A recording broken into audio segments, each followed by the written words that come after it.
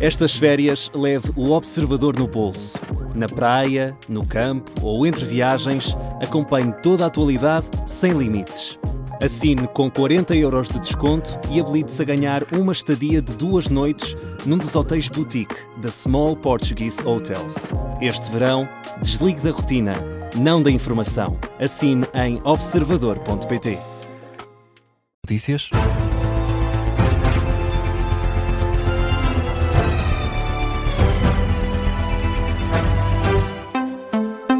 Uma edição do José Rafael Lopes. O Ministro da Educação garante que todos os alunos que estiveram na primeira fase de exames vão poder candidatar-se ao ensino superior na primeira fase. Fernando Alexandre assegura que estão reunidas todas as condições para que os alunos avancem com o processo. O Ministro da Educação insiste que nenhum aluno vai ser prejudicado no acesso ao ensino superior. Em declarações aos jornalistas, o Ministro explicou o processo para quem aguarda o resultado da reapreciação de prova.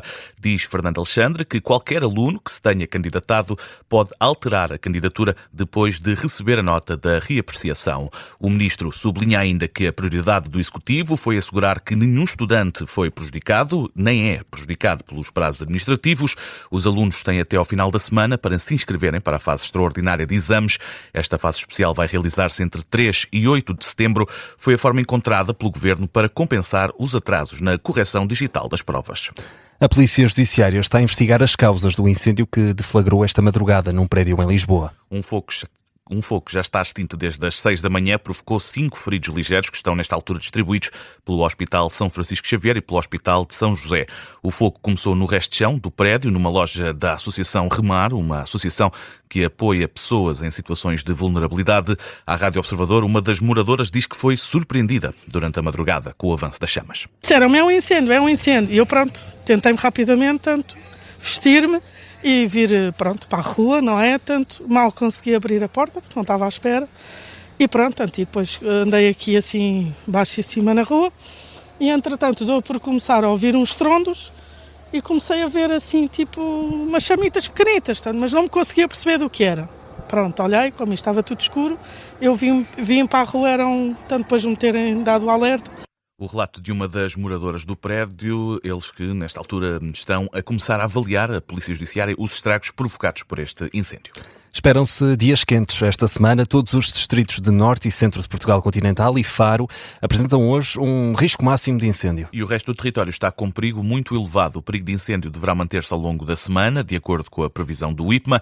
Todos os distritos, com exceção de Faro, estão hoje e amanhã com aviso amarelo devido ao calor. As temperaturas máximas podem chegar aos 40 graus Celsius em Santarém e Évora. Lisboa pode marcar 37, o Porto 31. O aviso amarelo é o menos grave, é emitido quando há uma situação de risco para determinadas atividades, dependendo da situação meteorológica. A marcar também esta manhã de segunda-feira os lucros da Galp, que aumentaram 44% no primeiro semestre deste ano. A empresa registrou um lucro de 812 milhões de euros no semestre que passou. Em comunicado, a Galp atribui esta subida ao reforço de produção no Brasil e ao aumento do preço do petróleo devido ao conflito no Médio Oriente. Os dados revelados pela companhia mostram uma subida de 99% na produção do petróleo no primeiro semestre do ano. A margem de refinação registrou o triplo da registada no ano anterior, é agora mais de $15 por barril. A Galp destaca ainda uma subida de 70% no investimento destinado à Península Ibérica, onde estão incluídos cerca de 100 milhões na refinaria de Sines. A empresa anuncia que este resultado vai permitir um reforço de 10% no dividendo anual para 70 cêntimos e diz que se trata do reflexo da qualidade dos ativos e da disciplina financeira da companhia. O secretário-geral do PS vai pedir uma reunião com o primeiro-ministro devido ao caso que envolve o ministro da Administração Interna, Luís Neves. O PS mantém a pressão, sublinha que o ministro deve dar explicações claras e fundamentadas. Se isso não acontecer, José Luís Carneiro vai pedir uma reunião com Luís Montenegro para discutir o assunto. A informação é avançada pelo Jornal Público, cita uma fonte do PS. Os socialistas têm pedido explicações e não alinham num pedido de uma comissão parlamentar de inquérito. Para já, sublinham também o princípio da presunção de inocência. Luís Neves voltou a garantir este fim de semana que vai esclarecer, ponto por ponto, todas as questões, quando chegar o momento oportuno.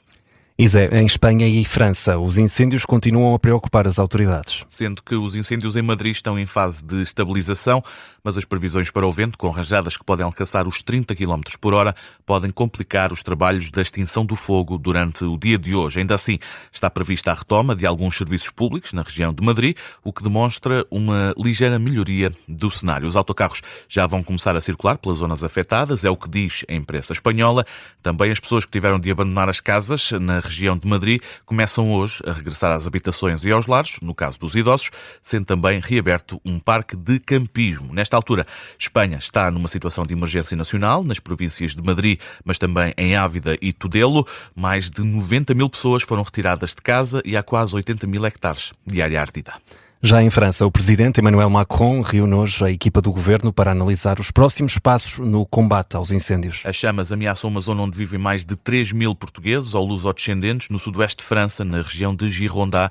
Este incêndio já consumiu mais de 42 mil hectares, 240 casas sofreram danos e mais de 200 mil pessoas foram retiradas de casa de 23 municípios de Gironda. Em Bordeaux, a principal cidade desta região, há menos focos de incêndios ativos, mas a situação não está controlada. Ainda assim, o porta-voz do governo gaulês confirma que não está em cima da mesa a possibilidade de uma evacuação geral. Ainda na atualidade internacional, o Irão nega ter pedido a retoma de negociações com os Estados Unidos. A garantia é do porta-voz do Ministério dos Negócios Estrangeiros do Irão, que diz que o país se mantém tranquilo perante a ofensiva norte-americana das últimas semanas. Citado pela Al Jazeera, o porta-voz do Ministério dos Negócios Estrangeiros do Irão diz que os Estados Unidos estão a tentar por tudo escapar a um desastre que eles próprios criaram. Esta tomada de posição acontece numa altura em que o Irão convocou o embaixador francês na sequência da detenção, em julho, de 2 diplomatas franceses pelas forças de segurança iranianas. A informação é também do porta-voz do Ministério dos Negócios Estrangeiros, que explica que a diplomacia francesa foi avisada para parar de interferir nos assuntos internos do Irão. 12:07. Vamos ainda olhar, Zé, a esta hora, para outras notícias que estão em destaque. A Comissão Europeia alerta que a Europa não está preparada para os efeitos das alterações climáticas. O aviso é deixado pela Vice-Presidente do Executivo Comunitário, em entrevista ao El País. Teresa Ribera pede aos 27 que se apliquem mais rapidamente para que as políticas de adaptação à emergência climática sejam postas em prática. É a reação aos grandes incêndios que estão a atingir França e Espanha, sendo que em França as chamas estão perto de Bordeaux. As taxas Euribor desceram hoje a 3, 6 e 12 meses, tendo em conta que nos 6 e 12 meses as taxas tinham subido na sexta-feira para máximos desde novembro e setembro de 2024.